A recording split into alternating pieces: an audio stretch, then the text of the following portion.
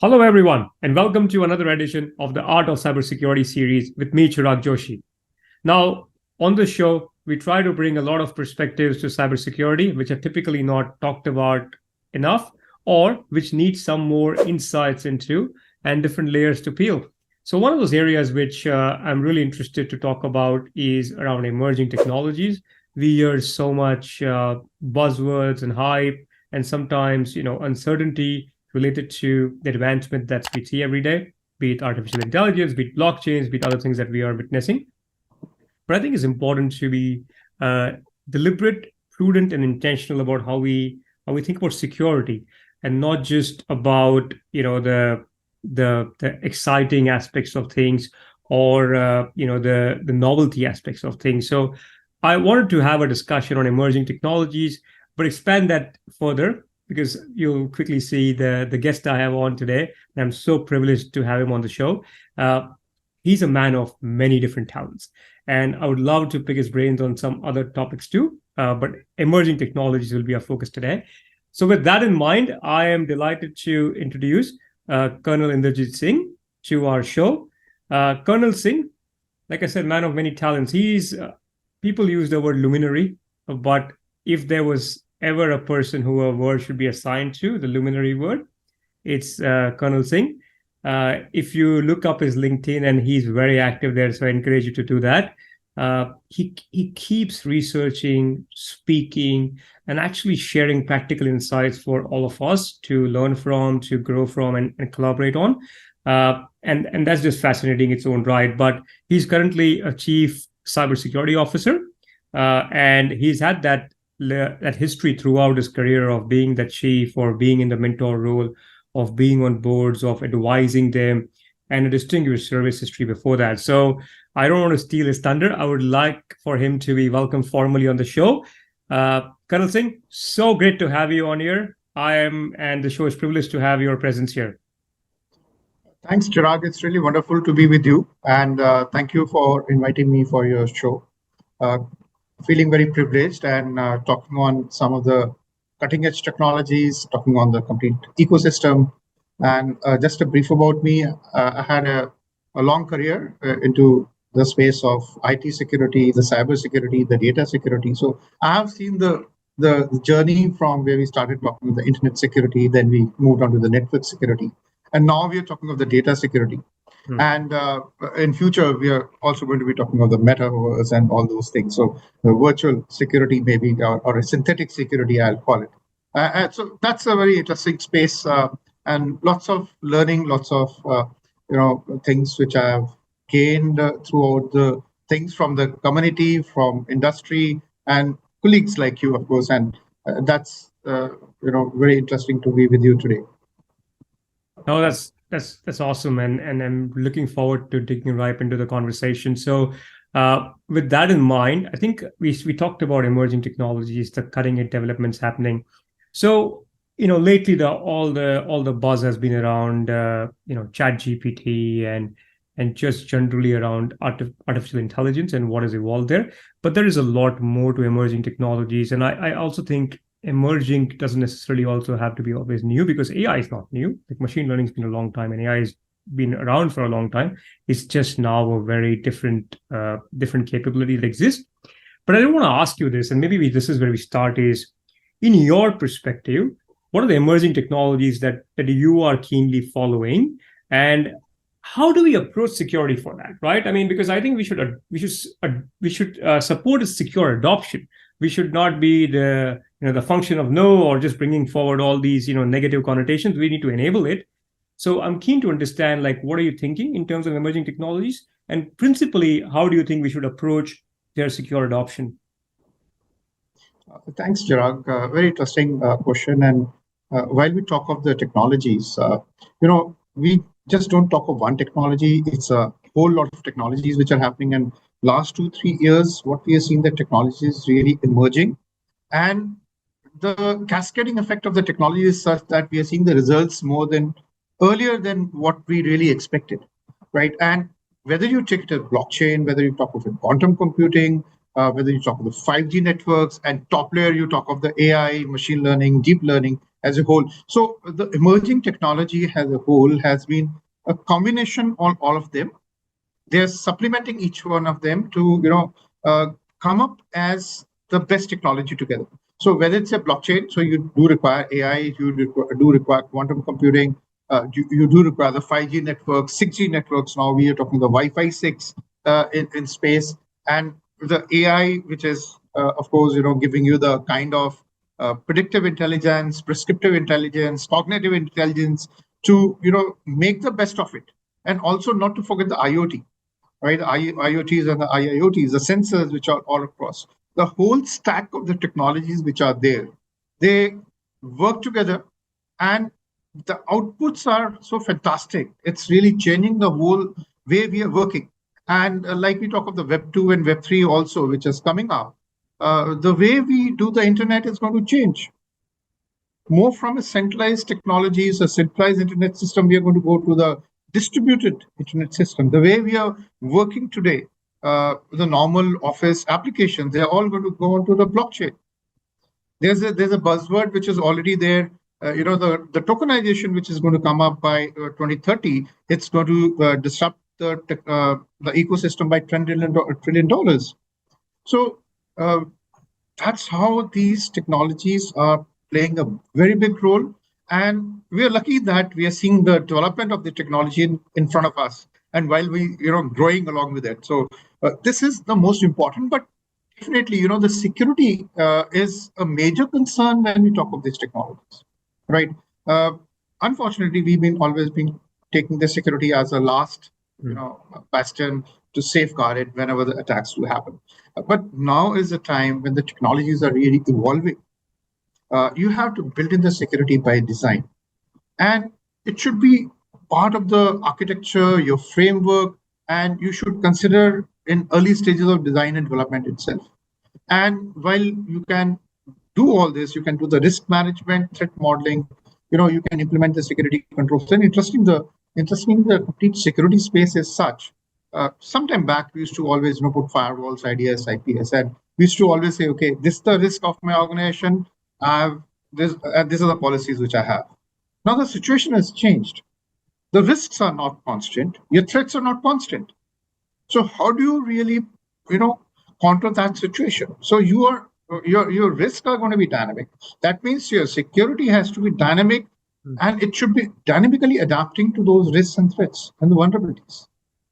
If we are not taking that in place, it's really going to be a problem. But definitely, I see lots of impetus towards that, and people really considering security as one of the major things to be put in.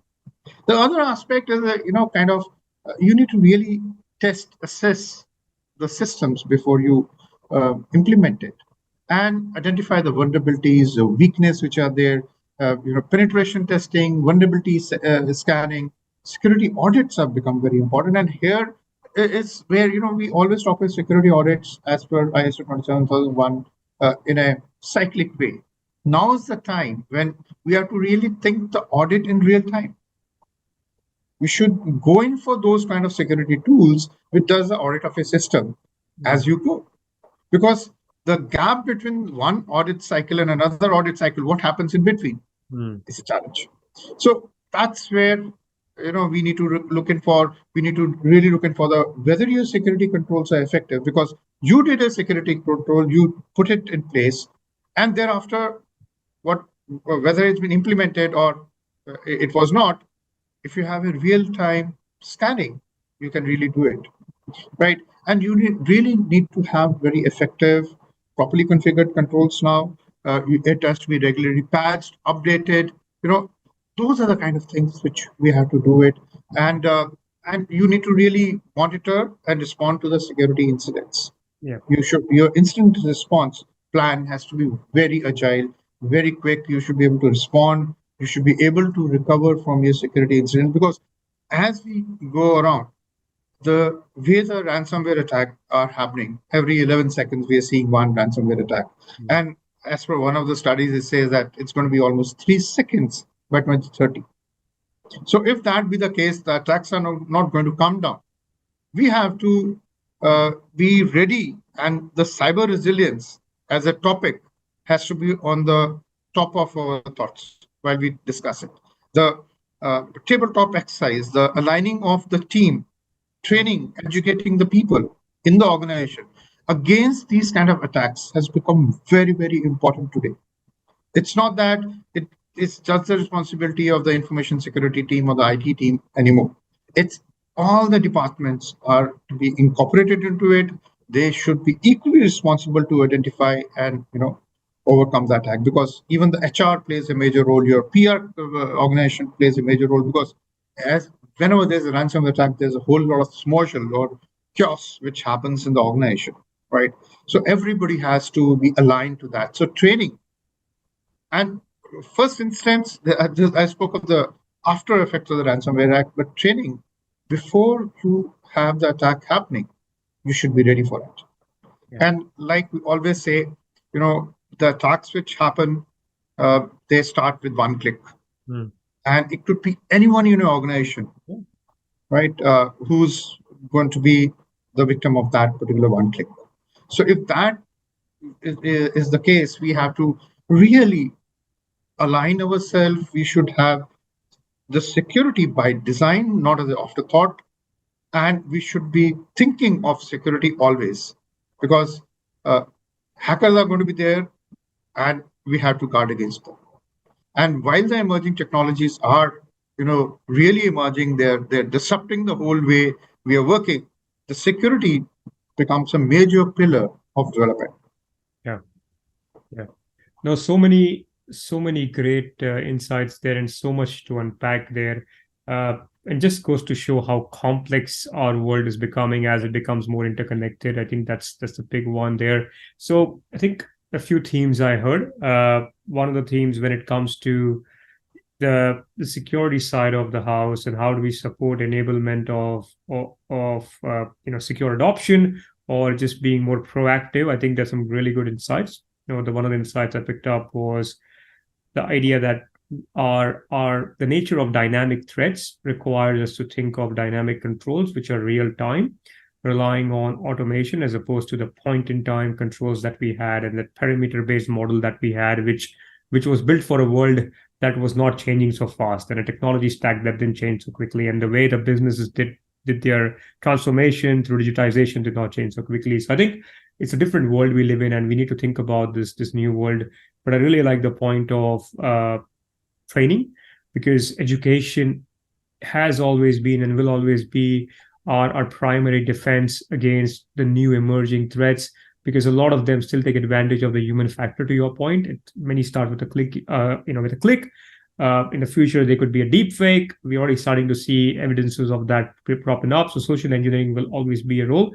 But it's not just that, right? To your point, it's also how people interact with these technologies. So we started to see initially people got excited with ChatGPT and started throwing all the sensitive proprietary information into that without realizing, what's the backend security, what's the backend privacy implications. I think all of those things kind of came about later, but people started playing with it. And I think that's where, I think education is so important, because you cannot replace the human critical thinking with these things. So I completely take that point there.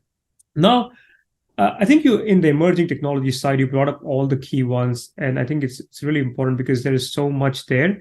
One area which I know you are also very passionate about is blockchain, and I want to talk about that a little bit in sense of just the power of the technology that is, people started associating blockchains first with cryptocurrencies, but that's just one use case. There are so many use cases where blockchain can fundamentally transform industries, financial services being one of them. There are others, law is the other one which we can think of. But as a blockchain, somebody who works so much with blockchain, who actually is involved with the foundation, how do you view the current status of blockchain implementation and where it can go in the future? And then from a security perspective, what are the 2 or 3 key things you would advise people when they think about adoption of blockchains in their own technology systems to enable their business? Yeah, thanks, Chirag. And importantly, the blockchain is a very passionate subject for me. I've been working on blockchain since long. And I see the great future for blockchain, dividing the cryptocurrency, keep it on the side. I spoke of a word called tokenization. And tokenization is something where you're going to have the tokens and you're going to spend it and get the services, right? Say, for example, you want to watch a movie, you buy the tokens on the blockchain to avoid any, fake movies or fake things or news for that matter. And you buy the blockchain, you spend those tokens, and you get the services, right? So tokenization, I've just shown you a very simple example. So tokenization is really picking up, and there are so many projects happening in the in tokenization itself. And like I brought it out, it's going to disrupt the economy by $10 trillion by 2030.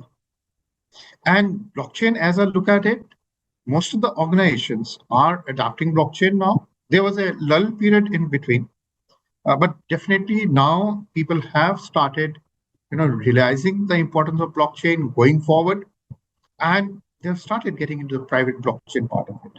Banks are, of course, quite gaga over the blockchain applications. It's really picking up. We're seeing so much of projects like trade finance, eKYC, letter of credits, which are there. So they are getting more structured. Countries as a whole, they're coming in with the currency called the CBDC, that's a central bank digital currencies. And like in India as well, there's the trials which are already on, right? So it's going to really change the way we transact on blockchain. So certificates issuance on blockchain is really picking up. So small applications, but great use cases are actually changing the game today. So that is how it really is going to be.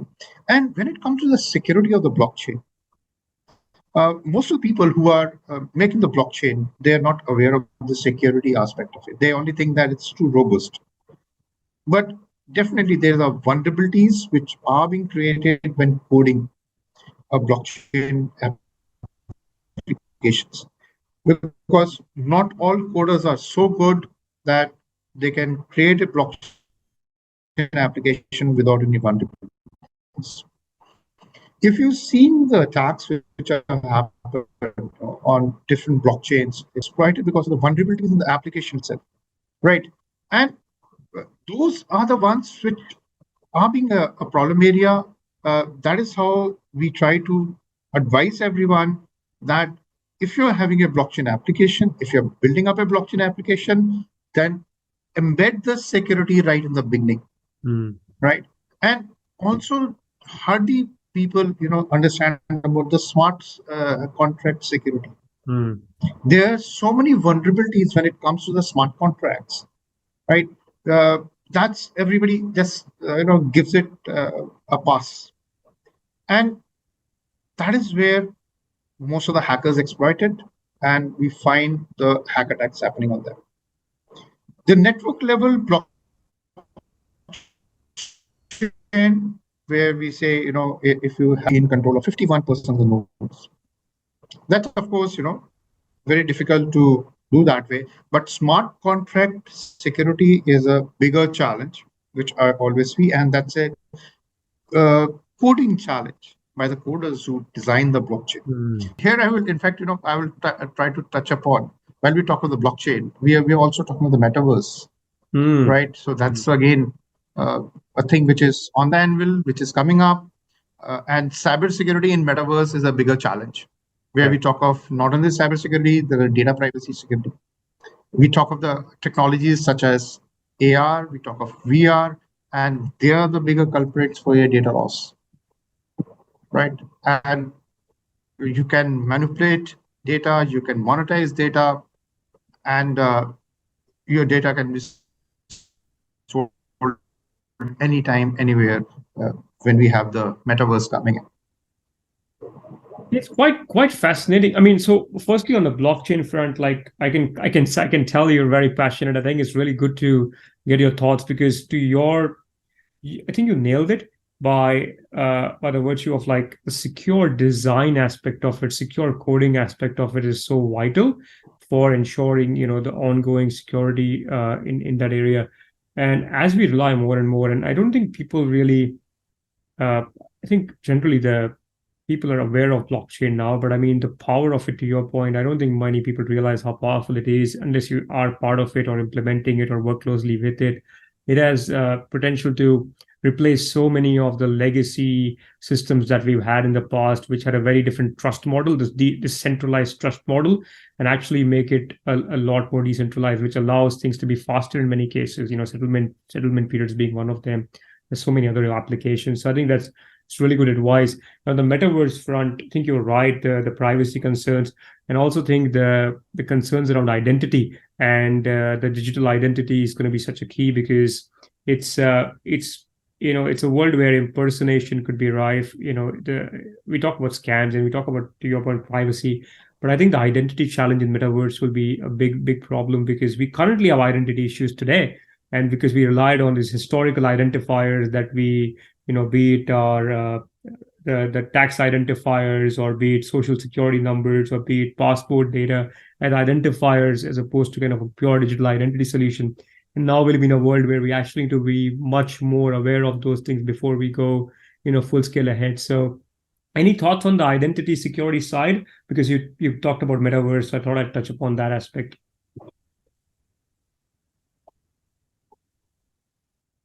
So identity is going to be a bigger challenge in due course of time, and security of the identity, especially in the case of metaverse, I think that will be very important. And what I anticipate is, with the augmented reality coming in, with the virtual reality coming in, and the identity in metaverses can be spoofed, you can be duplicated, and those identities can be used, with your, because in the metaverse, they can take your data of your dilation, your skin, your way your cheeks are moving, your head movement, your arm movement, everything which is there. And those identities are going to be a bigger challenge to control when you're moving in metaverses.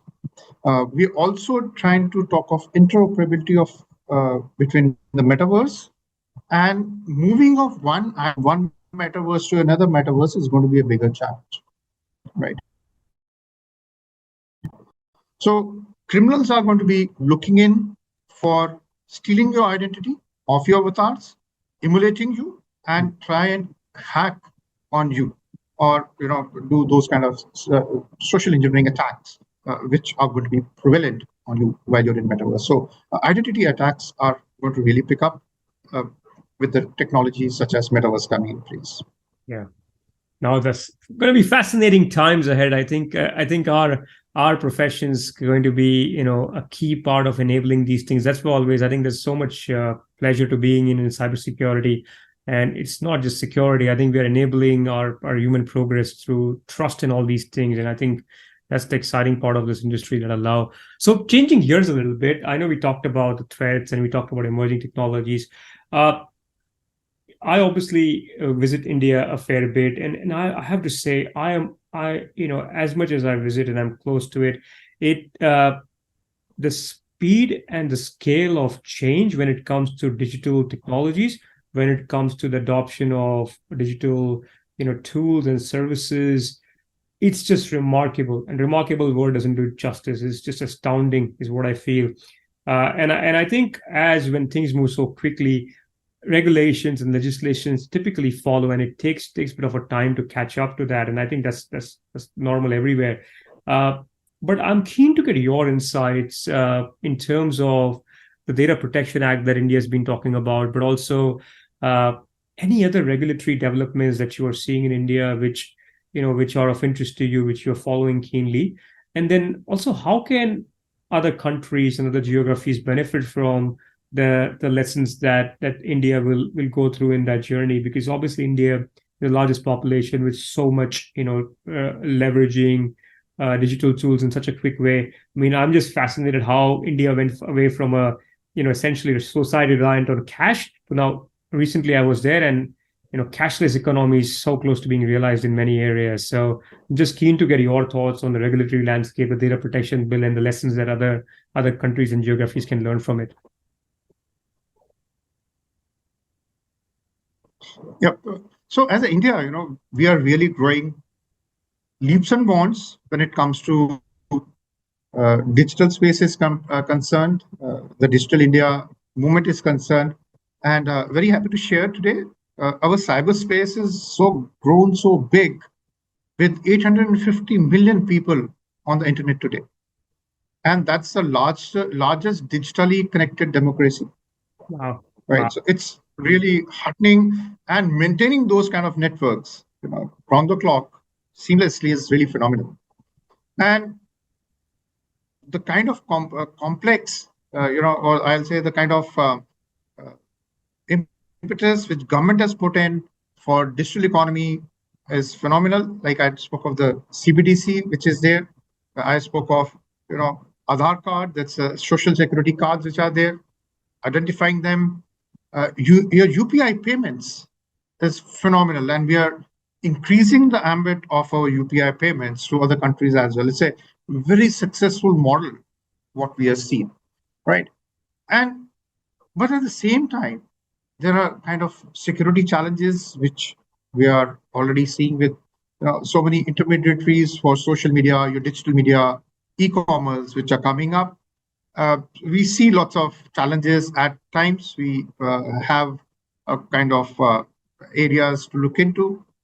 We are eyeing for 1 trillion digital economy by 2025, 2026. And we are talking of Atmanirbhar Bharat, that's self-reliant India. We are going for development of SIM, the chip manufacturers which are there. We are going for so many of industries. Make in India uh, impetus is really pushing the things very hard. We are also for the global innovation and entrepreneurship system. We promote so much of startups, to get and bring in the technology. So we are trying to shape the future of technologies in India, and we're getting in trusted parties, players, global value chains, digital products to get into India. Having said so, we have the policies in place. We are also very much aligned to lots of technologies. We are aligning to the policies in place. So, so I'll just tell you some of the policies which are there with us. We are working on them. One is the National Cybersecurity Policy 2013, which we came up, and that was the baseline. Before that, we came up with IT Act 2000. And basis that, we have already in the pipe, we have a pipeline as the Personal Data Protection Bill. That's 2022, the draft version. We're already seeing, I think, see the light of the day in this particular year itself. So that is one guiding where we are trying to protect the data of the people and also control the way the data is being used by the intermediaries, right? Data localization and other aspects which we are talking of for the data privacy of Indians, very important point of view.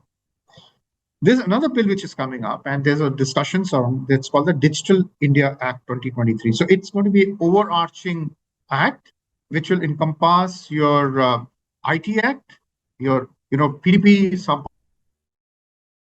part of the cybersecurity, and that's the act which is going to change the way we look at the whole concept of the digital revolution, and with the global advancements which are already happening.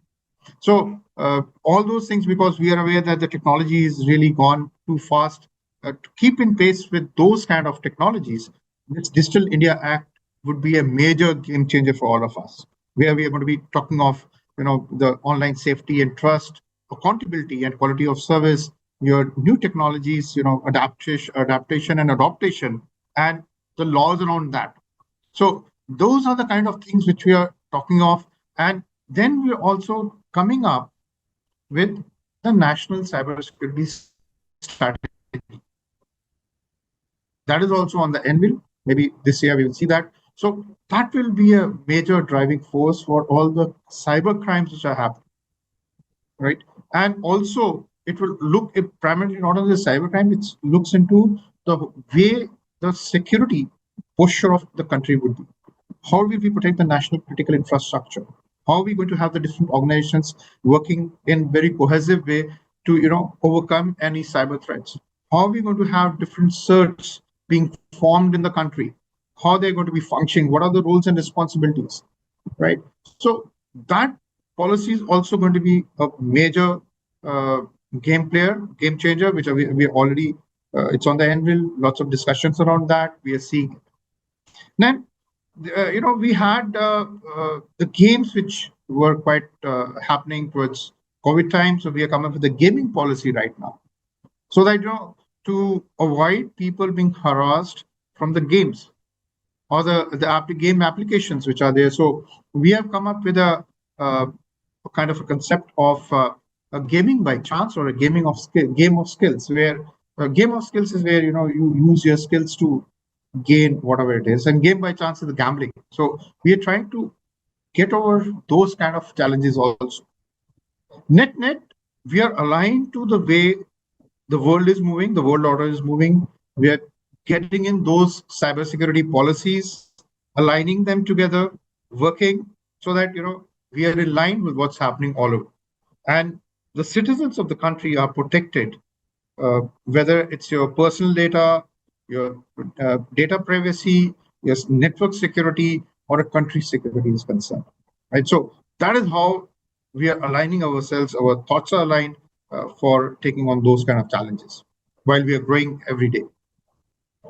Wow, no, that's really fascinating, and it's so many different. To your point, there's a strategy aspect, there is the data protection and privacy aspect to it, but some of the unique challenges to your point that you brought up around, the as people get more and more comfortable with technology, they can also become be targeted via that mechanism, right? So I think being more deliberate about that, about protecting people in this space, is such a key consideration. And just that number is, it's an amazing number, right? Of how many Indians are now, connected to the internet actively. That's a massive, staggering number. If you just think about the population of entire countries in that could be accounted for. So I think it's a very interesting challenge, and I think there are some lessons that can be learned. And to your point, also India can apply those lessons as it quickly scales up to meet the new environment that we are in, really from a technology perspective. I think it's really good insight. Hey, one question I think which I would be remiss if I didn't ask that. We talked a lot about emerging technologies, and we talked a little bit about artificial intelligence. But are there any things that you want to call out? Because I know that's another space you are quite active in, and you publish a fair bit on LinkedIn along that. Is ChatGPT is just one. It's just one application. But anything else that you think beyond the privacy, sensitivity, adversarial impact that we should think about from an artificial intelligence security perspective? So AI as a whole, it's going to be a very important. And we are seeing the flavor. With the first flavor, I'll say the ChatGPT. Yeah, of course. And that's only a horizontal line, and the vertical applications are really phenomenal. Yeah. Right. Everybody's building on the ChatGPT, whether it's a text GPT, video GPT, slide GPT, everything coming up in a vertical fashion. The government's also trying to work up, with different GPTs and with the large learning models to put it together. When it comes to AI, we have to be taken with a pinch of salt, right? And very recently, the Google, one of the father of GPT, the father of AI in Google, who was there, Hilton, that guy. So he came up that he designed just because he thinks that there is going to be a bigger challenge with the AI taking the shape it is. And when I say so, we always thought, and most of the studies where it said that, we have a supervised AI, then we have a semi-supervised AI, and an unsupervised AI. And we had a kind of a timeline. Everybody thought it was around 2040 or 2045 to say. But I brought it out that the technologies are changing so fast. With the changing technology, we're already seeing the semi-supervised AI showing the results. And if the data in the AI is not good, it is poisoned, it will give you the wrong result. Yes. So the data poisoning in AI is going to play havoc, because we are only thinking of the good part of AI. Right? Say the case in point, the AI in predictive policing, I'll put it across with one of the use cases. And you have the AI engines which you're trying to predict that he's the criminal as a whole. Your AI models predicted, your data predicted. And suddenly you find that the person you map is not the person who was, as per your prediction. So what you did, you nabbed the wrong person. And why it happened? Somewhere the data poisoning. So the algorithm writings are going to be very, very important. Right. Selection of the algorithms, the AI, the deep learning algorithm, the machine learning algorithm are the most important, because uh, if you're not choosing the right algorithms to work, and we are not giving the right, because AI is primarily in the initial stage is data in, data out with processing, with Yeah. intelligence, right? When it goes to the semi-supervised AI, where we're looking at some kind of predictive intelligence to come in, right? So there, that's the time we have to really vouch for the data, what data we are giving. One small wrong data is going to create havoc overall in the Yeah. results. Yeah.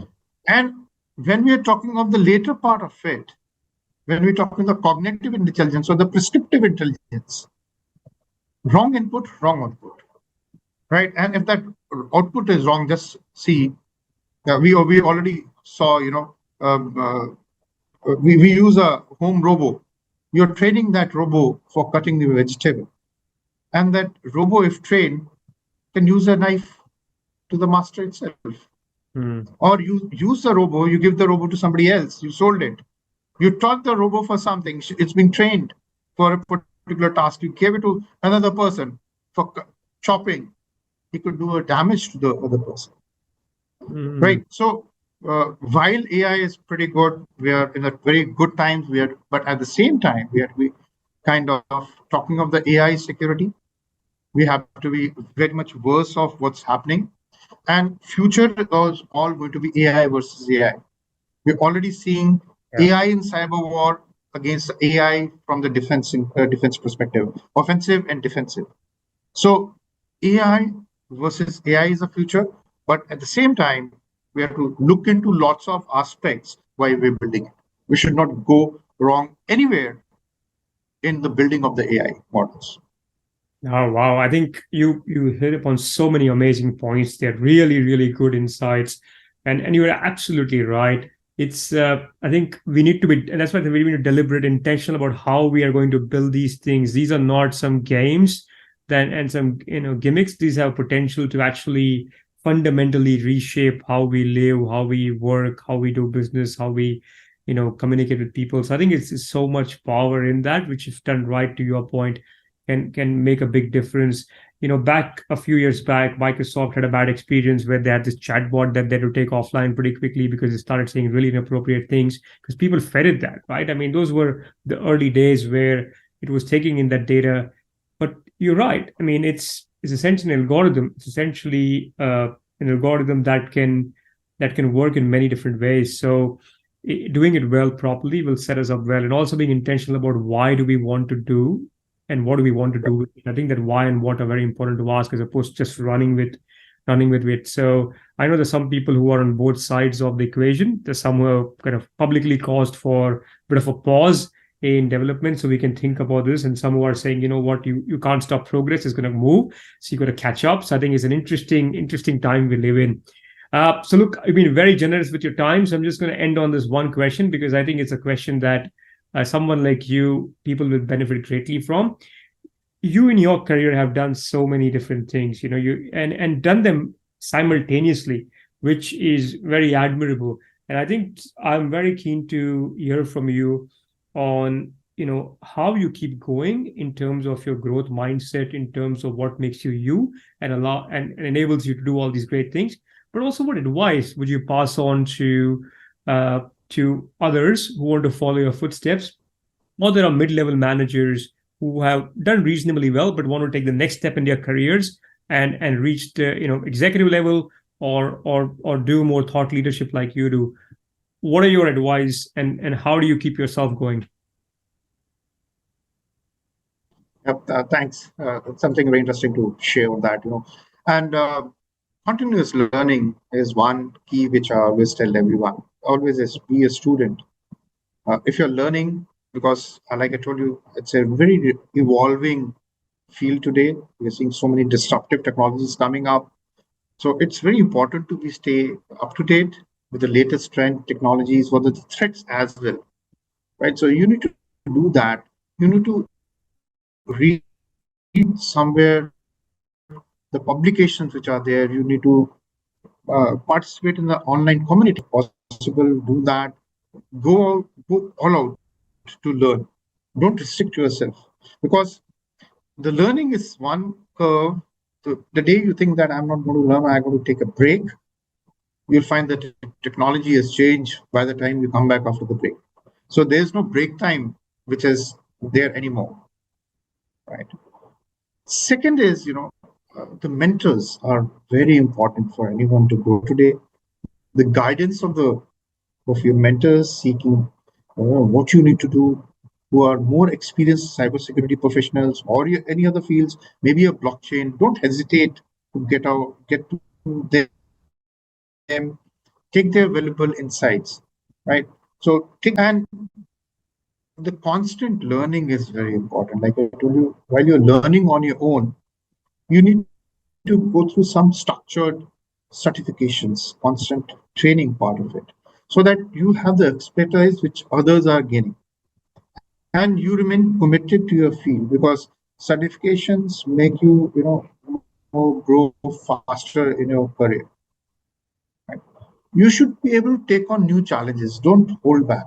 Don't be afraid to step out of your comfort zone and take a new challenge. You have to be away from that, and this can help you develop new skills, broaden your experience, and that is where you will be all out when you're on the ground. Peers play a major role, and networking with peers, networking with the other cybersecurity professionals, because it's today a global village. We're no more restricted to any country. It's a global village. We should share our ideas. We should share the best practices, what we have learned. Take the problems, what they had, imbibe them, and make it in a better manner and use it whenever the need arises, right? And you should be very curious when it comes to the whole mindset is concerned. Always be looking in for opportunities to grow and embrace the new technologies, embrace what's really happening. Your approach to the problem solving, you should approach. And one thing, just remember, try and apply your design thinking capabilities. We all have it, the design thinking mindset. We never use it, right? Do that design thinking capability of yours whenever there's a new thing which is on the anvil, and be proactive, never be reactive, right? Because like the AI is proactive and predictive, we also need to be very proactive and predictive and identify the new opportunities for improvement of your organization's cybersecurity posture, your career. Think ahead, think out of the box, think ahead of the graph. Take initiatives to propose and implement solutions. Don't mind that whether it's whether it's a good or bad. 5 times you'll go wrong, 6 times you'll be right. That's the way it is, and that's the right path you will be always on. So those are the kind of things. You have to be positive, take the right foot forward, move ahead, and don't look back. So don't look back on the failures, look only on the successes, what you have. And one thing very important, don't try to be a history man. Look ahead and go ahead. That's what I personally feel. Wow, no, that's awesome. That's awesome. There's so many great actionable points there, right from continuous learning to having the courage, being curious, and to your point, network. And that's such a powerful thing. Networking is not about making sales or getting a job. Networking is so much more than that. I think it is about being a sponge and absorbing somebody's expertise and learning from them while sharing your own and giving it back. I think there's so much to networking and being part of the community. So I completely echo everything you said there. And it's so powerful in terms of embracing new technologies. And I really like your perspective on certifications, because certifications often, there are people on both sides of the fence, but you nailed it. It's about having the discipline, having the commitment, and having a structure to help you move faster. It's not, when people think about, I don't need a certification to prove I know something. Well, that's not the point. The point is you are going through an exercise in a structured manner to get to the next step, which will, to your point, if you're structured, you'll go there faster as opposed to taking, the roundabout ways there. So it's really good perspective. So on that note, Colonel Singh, I just want to extend my massive, massive thanks to you for your generous time and so many amazing insights. I could have kept going for another hour, by the way. So I think there's so much to discuss. I mean, and while you were speaking, I was thinking of, so many areas where we could have another deeper conversation, but we'll probably park that for a future episode, because I think it'd be, by the time we catch up again on this, there might be a few more innovations that might have happened, and we'll have an opportunity to discuss them. So thank you again. Really appreciate it, and lots of great insights. Appreciate you being on the show with us. It's a real pleasure. It's a really wonderful discussing on these technologies and the way forward. And we're in a very interesting space. And definitely, I look forward to be on your show again, discussing new technologies, new ways to protect, new challenges together. So that will be really wonderful. Thank you very much for having me for your show. Absolutely. Thank you.